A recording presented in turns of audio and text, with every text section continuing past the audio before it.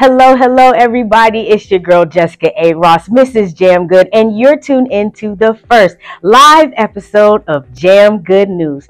I am excited because this is one of our featured series, Jam Good Things to Read, because I need you to inform yourself, give yourself opportunity to learn, and I have the very accomplished, and I'm going to say, best-selling author, Josh Powell.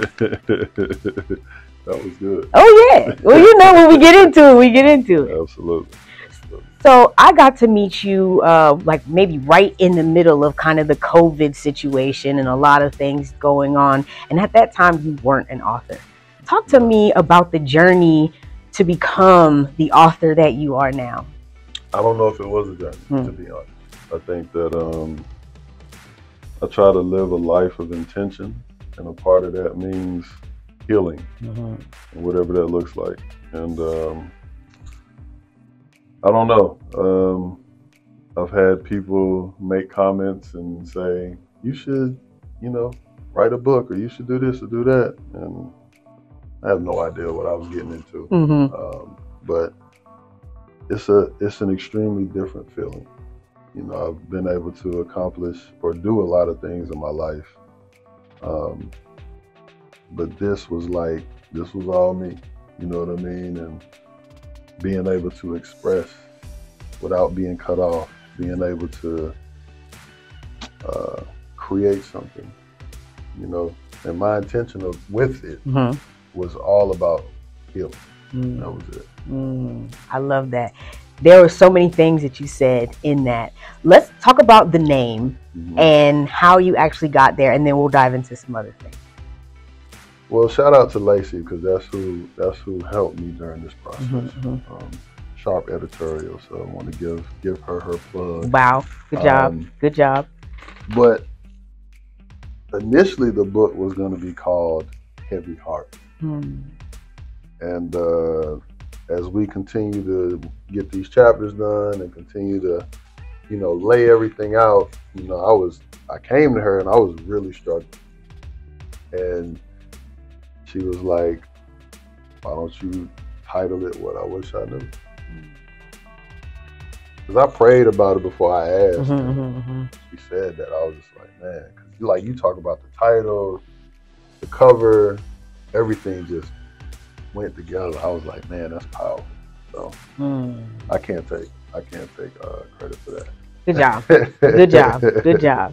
In terms of just hearing that title, it kind of makes me think about like the 2020 in hindsight of life as you grow up and mature. Right. Healing is the main topic for this. How did you know you were actually healing versus just doing more damage or creating more trauma for yourself? Well, for me, I've always been on the journey.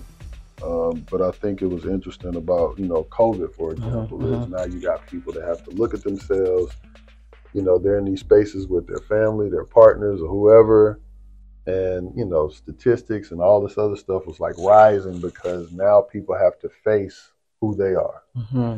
And I've always been trying to peel these layers and really, really focus and grow so I could be the best version of myself to be able to apply that in all areas of my life.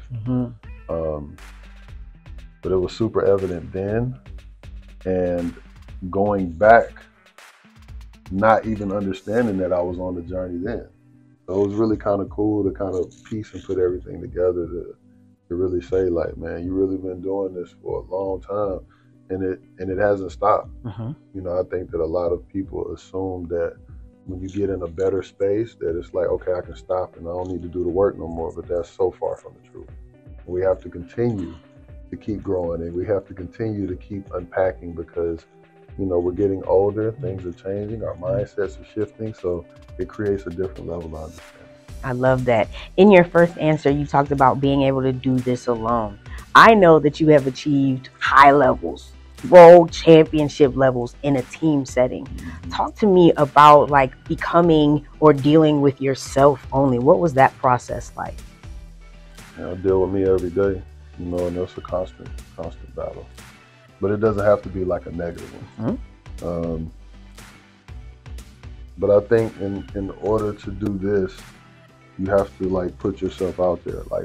When you're in a team setting, right? Even if you talk about relationships or family or friends, like it's one of those things where you're gonna have to sacrifice, you're gonna have to move a certain way for the greater of the good, like all of those things that, embody winning or greatness or whatever, you want to put on it. But this book is like, it was lonely. You know what I'm saying? Like you really are looking at this paper or a recorder or the computer and you looking at you. So That part. And then trying to figure out what you want to do and how you want to do it. I know a lot of people are talking and telling books about their life, and I just had a different approach on how I wanted to attack the first book, especially from the standpoint of being an athlete and the narratives that surround us, being a man, being a black man, all of those different things that I was thinking about, and I wanted to pay homage to every part of my life, as well as others that look like me, don't look like me, or whatever, because I know it's something that us as men struggle with. Well, I want to and will always leave room for you to accept flowers. Great job for being somebody who recognizes what void you stand in, what place you can stand up for, and how you can stand in that by honoring yourself fully. I think that's amazing. And I know you talked about like God and having a faith. Talk to me about how that played into your book and into your healing.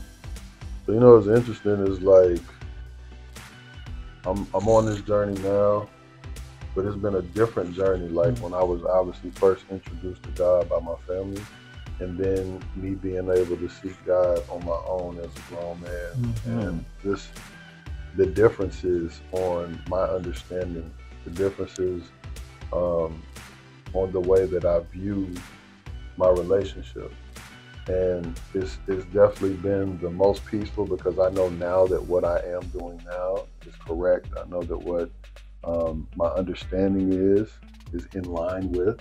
I just have to continue to do the work to get on board, because I'm not perfect. I still do things that are against, but I'm still on that walk. And I know a lot of times, people are ready to cast stones and throw and be like, bro, you say you this and you say you that, man. But everything is a process, especially for me, when you're talking about 40 years of habits and everything.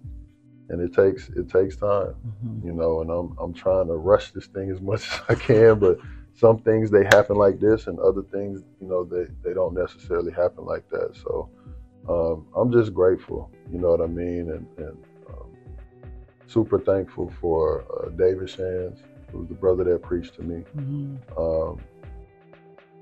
giving me the opportunity, even though I met with him on business, but it turned into something else about life. And actually what he did was something that changed my life forever.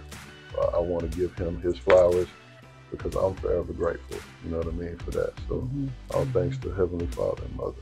I appreciate it. Amen. Amen. So because you are on this healing journey, and I know you already know, like, hey, I represent more than just myself, who is this book for, or who would you like to read this book? For everybody. I think that first and foremost, men could get something out of it, because showing that it's okay to be vulnerable, be transparent, to express how you feel and be able to articulate in a way where you could be heard, and then not base what you're doing off of people's understanding of it or their perception or anything. The true power is just being yourself, you know what I mean, and really sitting in that. So I think that it's good for men to hear and see that. I also think it's good for women to understand that there are men out here that are voicing themselves, and that you have to take the time to listen to what they're saying and try to be understanding, and also for both parties to be gracious to each other. And there's so many things that's unpacked. One of the bigger things too is just, secrets in communities and in households. It's dangerous. And you'll be surprised what so many people are going through. Because I think people don't really understand that we all go through some type of trauma in our life. Nobody's exempt. Everybody's gone through at least one thing that's been traumatic, and how that shapes us and molds us moving forward. So the book, literally, in my opinion, is something that can help all walks of life. You know what I'm saying? It wasn't like it was specific towards this or that. I just wanted to be an example of a person that's experienced trauma, pain, brokenness, but I still have a warm, open, loving, working on healing heart. You know what I mean? So that was the biggest thing, because we make excuses as to why we behave the way that we behave. And we always put it on, well, I'm just like this, or I'm just crazy, or this, that. And it's like, no, you can go through that. That doesn't have to be the end all be all, but that can be a part of your journey. And you can help somebody, you know what I mean, by talking about your experiences. So just trying to remove them still. I love that. Well, I'm a firm believer that conversation can move your mind. When people are reading this book, what are you wanting them to get out of it? Love, grace, forgiveness, togetherness. It really takes a village. And I know we have a lot of people, especially men, it's like we have this, machismo, where we do it on our own and we don't want to talk to nobody and we don't want to share. We don't want to look weak. And it's like, to be honest, holding in is weak. Not having emotional intelligence is weak. Not being able to have discipline, you know what I mean, and structure and all these different things. Like, that's where the weakness is. But the true strength is in showing, you know what I mean, being, you know what I mean. Another thing that I talk about too is like being present. We don't do that often enough. You know what I'm saying? Like having conversations with people, eye contact, not being distracted by outside noise, all of these things that build true connection. And another thing that's important too is, I know a lot of the book talks about personal relationships, meaning like with significant others and stuff like that. But it's something that you can use as a foundation to help you with family, friends, even, in business and different things like that. Just all in all, encompassing healthy relationships. I love that. Because you are in such a good, healthy relationship with yourself, talk to me about maybe some of the things that you put in your book that you are so glad that you were able to adopt. A lot of people talk about, red flags, but, I don't think we talk enough about the green ones. About the process that it takes in order to get to these different places. And some things could be super simple. Like for me, I talked about just how I pray, or just meditating, or just sitting still, or just kind of taking some time for me, you know what I mean? And that's been something that's important. Another thing that was really important was like forgiving myself. And I still have to forgive myself on a daily, because I know that I'm gonna hurt somebody, not intentionally, but being a man, making decisions, leading, doing all these things, somebody not gonna be happy. So always having to feel that, pain and disappointment or frustration from somebody who's on the receiving end of it. It's not always easy. So just trying to be as gracious as I can be as loving as I can be, just trying to move in the right direction. This book is not about no drama. It's not about no BS. It's not about nothing like that, but it's to tell the story. It's to show you that I come from the bottom and how I've been able to use that in order to maintain and to grow and to go in the right place. And that's some JAMGOOD news. You see why I have him here? Do you see it? You see it? I wanted you all to be the first to know, because not only are we getting in beforehand, I heard you have an event coming up. Talk to me about how they might be able to check out you and your book live in person. So you're here in Atlanta, come to the Creators Clubhouse. Shout out to my brother David Shands, it's his place. It'll be on the 29th, this Sunday at 3 p.m. So we're gonna have some food, We're gonna have a nice ambiance, beautiful people, and we're gonna come together and just talk. You know what I mean? And I'm gonna have the chance to be able to express some things about this book. But hopefully through my lens, it opens up conversation or sparks some things in your heart, to make you want to get on your journey and move forward in the right way. Okay, so I do have maybe 2 final questions. When it comes to your wisdom being shared with the world, why a book as your creative expression? So a book is different, right? And I know a lot of times we get on platforms, we have the chance to do interviews and all these different things.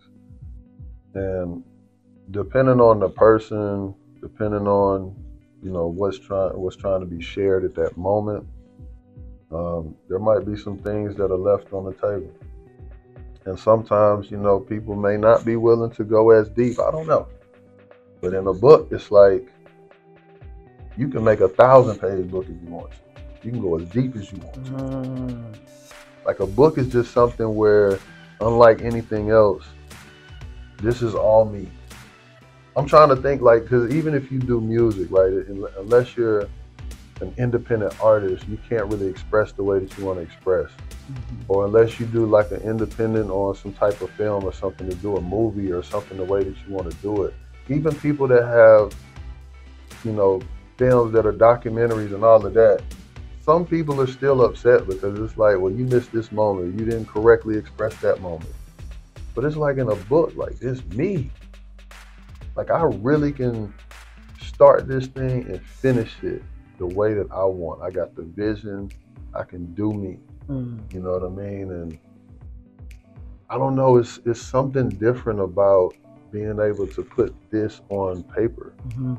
It's just something like that's different about that. You know what I'm saying? So it's not that I had that in my wildest dreams to do.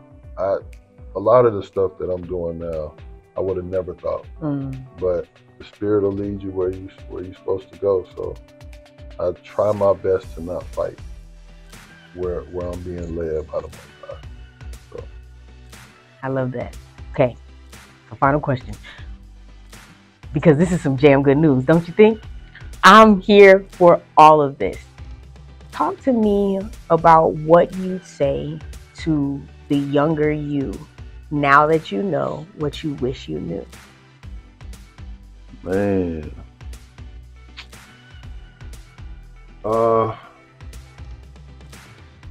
I would definitely say to don't block your blessings by comparing yourself. Know that it wasn't your fault. Be patient and understand that you're going to have not only thick skin, but a will to fight because of the amount of things that you're going to endure. And being that I've already experienced it, looking back, I definitely would prepare me to get ready. Because it's not easy. And I'm talking about all things, from your faith, your family, so-called friends, relationships, business. There's going to be a lot in there. So, you got to be willing, and you got to overstand and be ready for all the tests that are going to come. I have been being so professional. Half the time I want to be like, preacher, and all the things that you've been saying today about your book. I'm so excited. Y'all don't really know, but this is some jam good news. And this is a jam good book you need to read. Thank you guys so very much for tuning into today. This is Josh Powell, the author. I'm saying the award-winning, best-selling author. I'm gonna get in the books for saying it first. You know what I'm saying? Like I'm saying it, I'm seeing it on Amazon, the little number with the 1 and the little orange little box that they put on it. Yeah, I see it all. And I hope to see you on the 29th to see him release his book. Thank you so much for being on Jam Good News. Yay!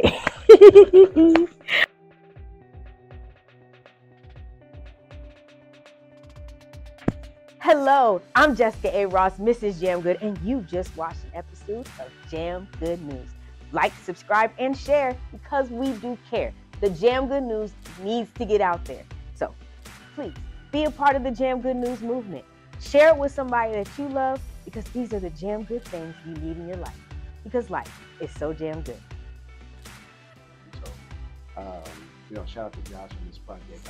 We're looking forward to great buzz and anticipation on this project, meeting multiple levels, not only information, inspiration, and motivation, and just seeing how all things really work together. Amen. Amen. Oh, Yeah. oh my goodness. And I love this fact. There are faith-filled Black men around me who are doing exactly what God has called them to do, who are living fully through their gifts, their talents, their abilities, and allowing for themselves to be seen by the world as God's chosen children. Absolutely. I am here for this. Love it. Thank you so much. Absolutely. Great this was job. a pleasure. Great This was job. a pleasure. Great job. All right, well, let me de-mic you. Thank you so much. You go have a great meeting. Yeah. We always have fun talking to you. Hello, everybody. Thank you so very much for tuning into Jam Good Living. That was not the thing. Right. Hello, everybody. This is Jessica A. Ross, Mrs. Jam Good, and you've tuned in to Jam Good News. Please like, subscribe. Subscribe. Whatever that is, do it.